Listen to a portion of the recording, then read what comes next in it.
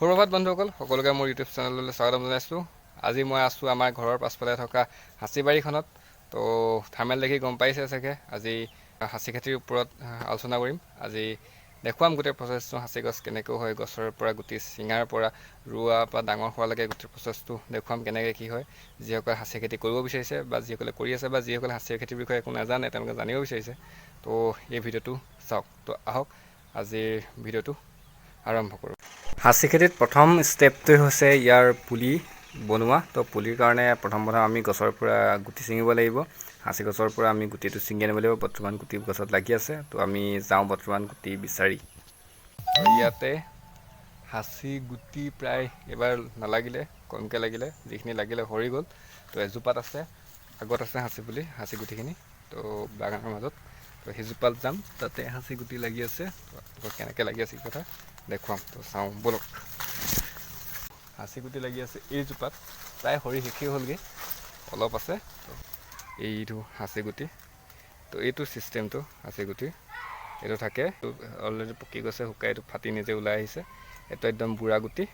তো এইটোৰ পৰা পুলি উলিয়ালে হ'বই। তো আপোনালোকক বেক কেমেৰাত অলপ দেখুৱাই দিছোঁ হাঁচি গুটিটো কেনেকুৱা। এইটো আপোনালোকৰ আপোনালোকে দেখিবলৈ পাইছে, এইটো ফাটি পিনি নিজে ওলাই গৈছে। এই গছডাল সৰি পিনি নিজেই গজি যায়, গছৰ তললৈ গজি যায়। আৰু ইয়াক যদি গছৰ পৰা দাঙি নি ৰুই দিয়া হয় তেতিয়াও ই হয়, বা ইয়াক গছৰ গুটিটো ছিঙি নি পিনি আমি পচালেও আপোনাৰ হৈ যায়।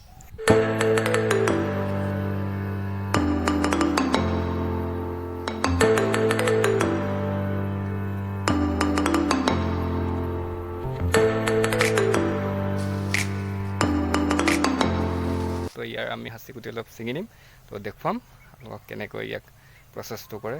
তো এতিয়া হাঁচি গুটিকেইটা ছিঙি লওঁ। তো গছজোপাত বিশেষ হাঁচি গুটি নাছিলে, তো কেইটামান পালোঁ, এইকেইটাই পালোঁ। এইকেইটাকে লৈ আহিলোঁ। তো এইকেইটাকে আপোনালোকক ফালি পিনি দেখুৱাম। আচলতে দুদিন ছিঙি পিনি এদিন বা দুদিন থৈ দিলে নিজে নিজে ফাটি যায়, কিন্তু আমি ফালি দেখুৱাম, ফালি পিনি উলিয়াই দেখুৱাম। গুটিটো যথেষ্ট সৰু গুটিটো হয়।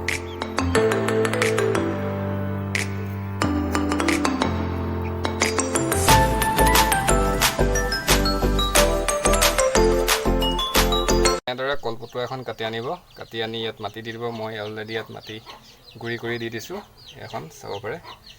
ইয়াত এনেদৰে কলপটুৱাত মাটি ভৰাব পাৰিব, গুড়ি কৰি চালি একদম দিব লাগিব। তো সেই হাঁচি গুটিখিনি আমি ইয়াত দিব লাগিব। তো এইখিনি হাঁচি গুটিখিনি। তো হাঁচি গুটিখিনিত আমি এটা পাউডাৰ পায়, কুকুৰে নাখাবলৈ হ'লে পৰুৱাই খাই দিয়ে। তো পৰুৱাই নাখাবৰ কাৰণে পাউডাৰ পায়, সেই পাউডাৰ দিব লাগে, নাইবা কেৰাচিন তেল দিব লাগে।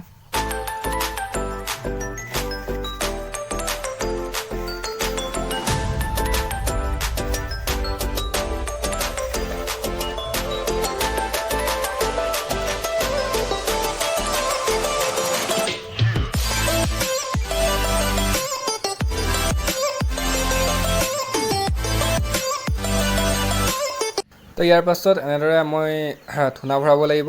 ধূনা পলিথিনত আপুনি মাটি ভৰাব লাগিব, গুড়ি কৰি মাটি ভৰাই এনেদৰে মই ইয়াত ভৰাই থৈছোঁ।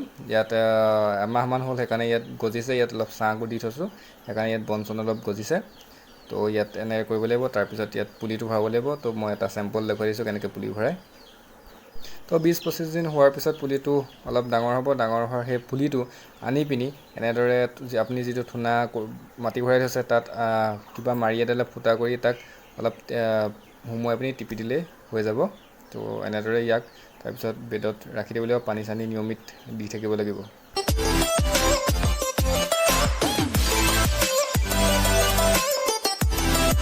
ইয়াৰ এবছৰৰ পিছত আপোনাৰ হাঁচি পুলিখিনি এনেকুৱা হ'ব, ইমান ওখ হৈ যাব। 1 ফুট 1.5 ফুট আপোনাৰ পুলিখিনি হৈ যাব। একো কৰিব নালাগে, আপুনি অলপ ৰ'দৰ পৰা ইয়াক বচাই ছাঁটো দি ৰাখিব লাগে আৰু পানী দি থাকিব লাগে। তো এনেকুৱা হৈ যাব। তো আজি আমি ইয়াৰ পৰা পুলি খান্দি নি পিনি আমি ৰুমগৈ। তো আহক আমি প্ৰথম খান্দি লওঁ।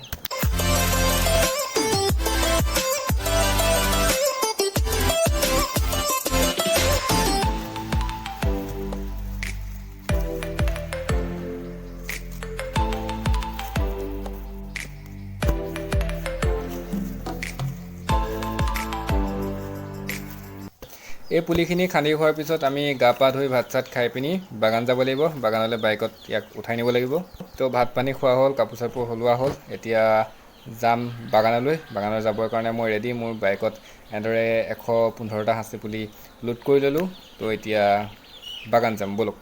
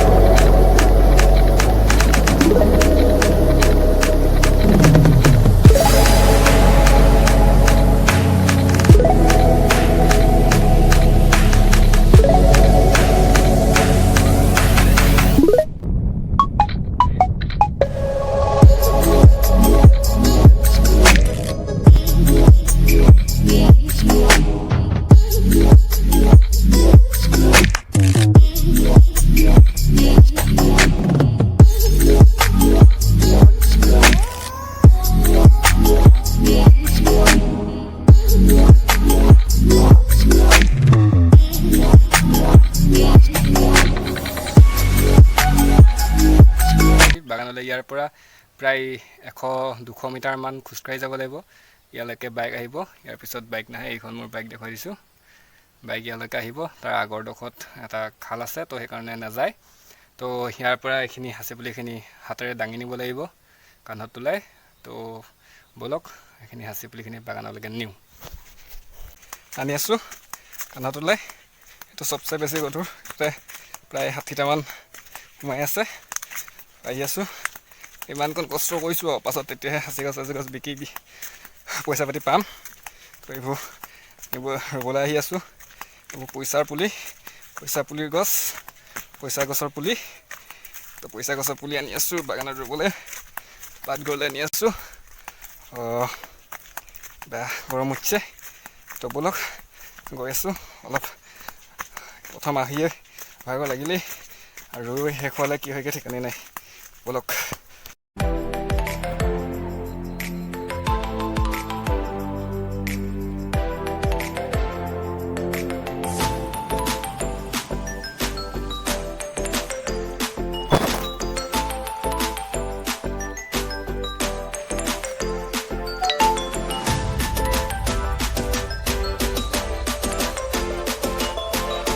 তো মোৰ হাঁচি পুলি ৰুই খতম হৈ গ'ল। আনিছিলোঁ 115টা হাঁচি পুলি। 115টা হাঁচি পুলি মোৰ ৰুই হৈ গ'ল। এইবিলাক এনেকৈ ৰুই দিলোঁ।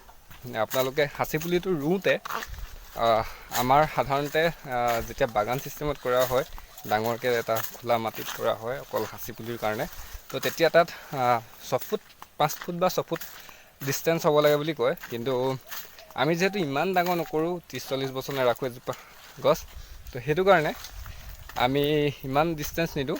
2 ফুট দিলেও হৈ যায়। তো 2 ফুটত মইতো 2 ফুটত 1.5 ফুট 2 ফুটত ৰুওঁ। তো আমাৰ হাঁচি পুলি ৰোৱা আজি হৈ গ'ল।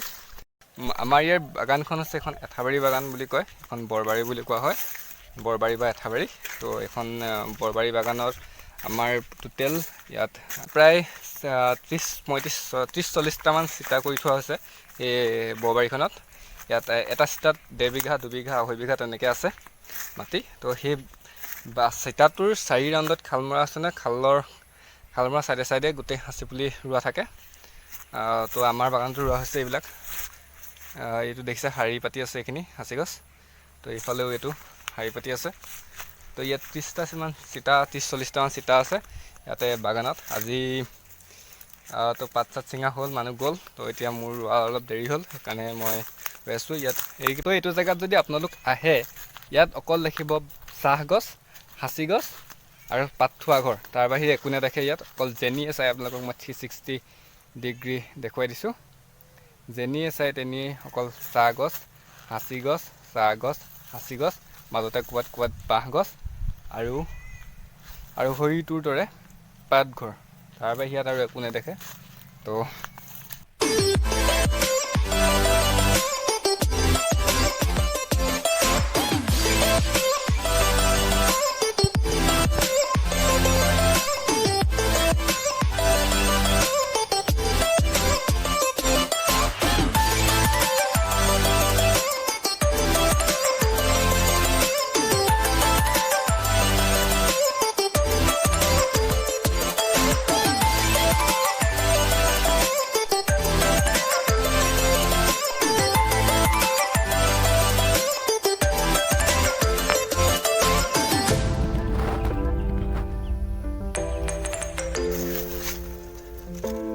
সাঁচি পুলি এনেকৈ ৰোৱা হৈছে। তো এতিয়া আপোনালোকক দেখুৱাম আমি মেইন স্পেচিয়েল বস্তু হৈছে, ইয়াত এটা স্পেচিয়েল বস্তু আছে ধূনা। আপোনালোকে সকলোৱে হয়তো নাজানে যে ধূনা ক'ৰ পৰা হয়।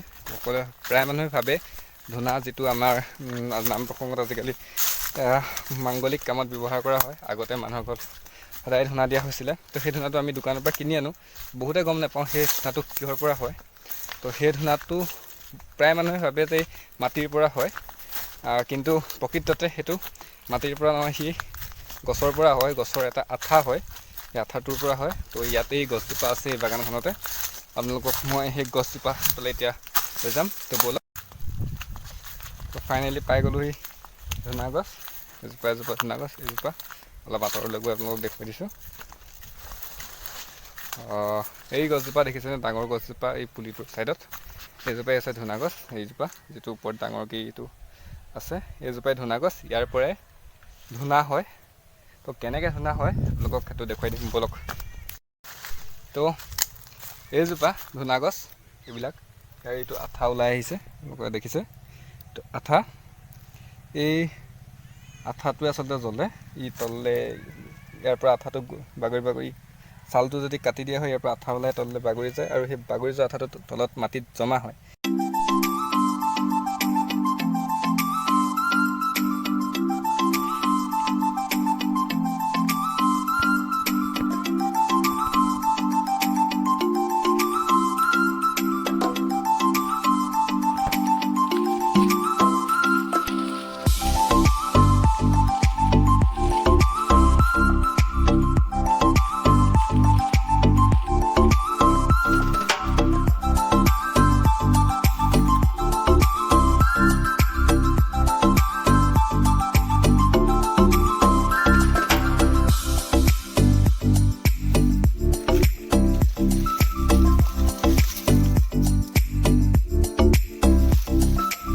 তো ভিডিঅ'টো ইমানতে সামৰণি মাৰিছোঁ।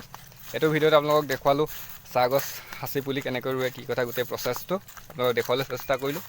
যদি ভাল লাগিলে আপোনালোকে ভিডিঅ'টো লাইক কৰিব আৰু ইয়াত কমেণ্ট কৰিব, আৰু পাৰিলে লগৰখিনিৰ লগত শ্বেয়াৰ কৰি দিব। আৰু চেনেলটো যিসকলে ছাবস্ক্ৰাইব কৰা নাই তেওঁলোকে চেনেলটো ছাবস্ক্ৰাইব কৰি দিব। আৰু ইয়াৰ পাছৰ ভিডিঅ'টোত আপোনালোকক দেখাবলৈ চেষ্টা কৰিম যে সাঁচি গছজোপা ৰোৱা হ'ল, ডাঙৰ হোৱাৰ পিছত গছজোপা বেপাৰীয়ে কাটি নিলে, কিন্তু সেই কাটি নিয়াৰ পিছত গছজোপা কি কৰে আচলতে, প্ৰকৃততে তাৰ পৰা কি বনায়, কেনেকৈ বনায়, গোটেই প্ৰচেছটো ফেক্টৰীত গৈ কৰেগৈ কি, কেনেকৈ কাটে, তাৰ পৰা মালটো কেনেকৈ উলিয়ায়, সেই বস্তুখিনি দেখাবলৈ চেষ্টা কৰিম। তো আপোনালোকে যদি উৎসাহ দিয়ে সেইটো কাম নিশ্চয় কৰিম। তো ভিডিঅ'টো ইমানতে সামৰণি মাৰিছোঁ। Bye bye, Tata.